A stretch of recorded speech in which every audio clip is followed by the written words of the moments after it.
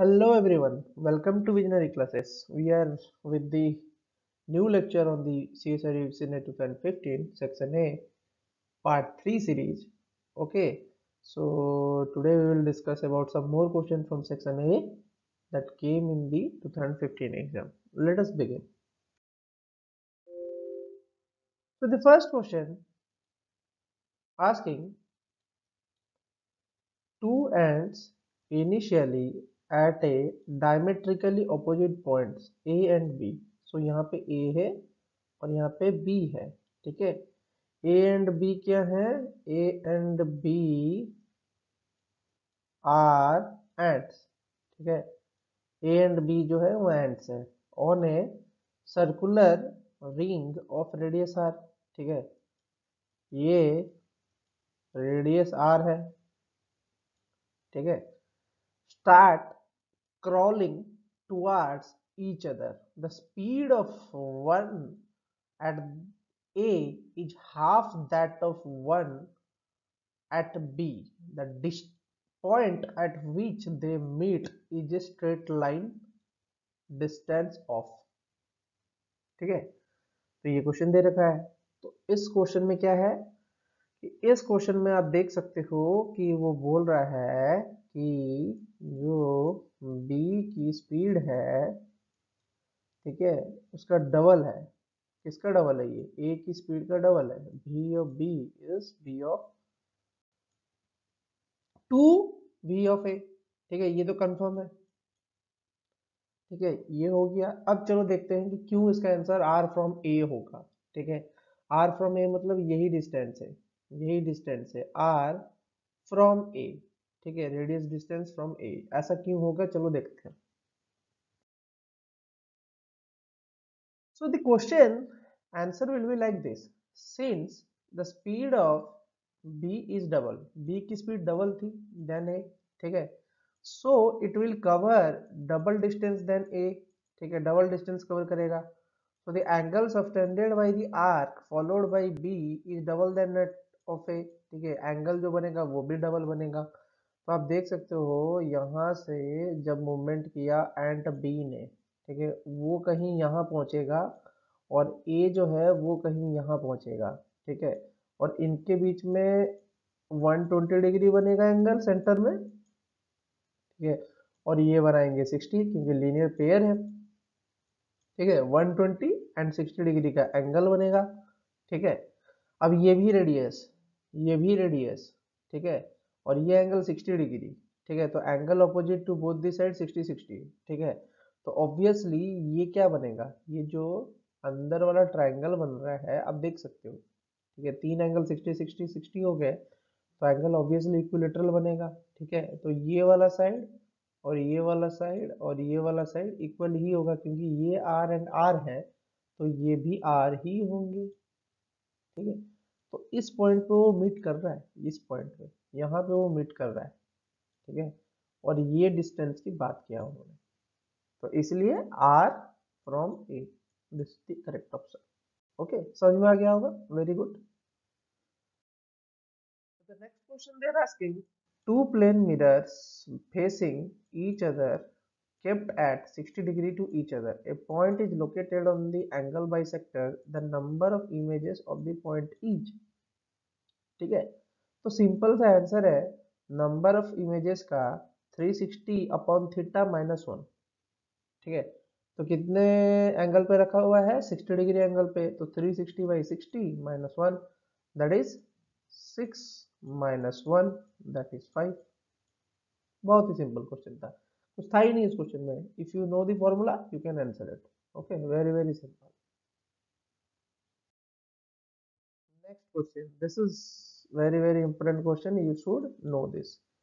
It is telling I bought a shirt at 10% discount and sold it to a friend at a loss of 10%.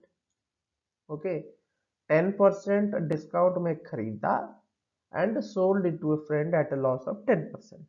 okay, if the friend paid me rupees 729 for the shirt, what is the undiscounted price of the shirt? ठीक है। तो suppose करो कि undiscounted price जो है, ठीक है, undiscounted price क्या है, 100 इंटू एक्स, ठीक है।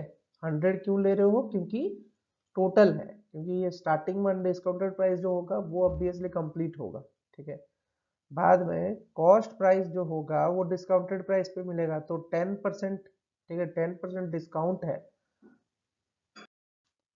तो इसका आंसर जो है वो बड़ा ही सिंपल है कि 100x का 10% कितना होगा जी, इसका 10% होगा आपका कितना होगा, 10x, ठीक है। तो डिस्काउंट बोला है तो कितना करोगे, 100x से माइनस कर दोगे, ठीक है। तो निकाल के कितना देगा, 90x, ठीक है। फिर बोला है कि sold it to a friend at a loss of 10%, किसी फ्रेंड को उसने सेल किया है लॉस में, कितने के लॉस में, 10% के लॉस में। तो अभी कॉस्ट प्राइस कितना है, 90x, तो 90x का 10%, ठीक है, 10%, तो ये कितना होगा, 9x, ठीक है। 9x को क्या करोगे फिर, 90x से माइनस कर दो, तो सेलिंग प्राइस कितना मिल गया, 81x, ठीक है। तो सेलिंग प्राइस दिया कितना है, 729, तो x की वैल्यू कितनी है, 9, ठीक है। अब डिस्काउंटेड अनडिस्काउंटेड प्राइस की बात की थी, डिस्काउंटेड प्राइस 90x है, अनडिस्काउंटेड प्राइस 100x है। तो डिस्काउंटेड प्राइस की अगर बात करें तो वो कितना हो जाएगा, 810x, ठीक है।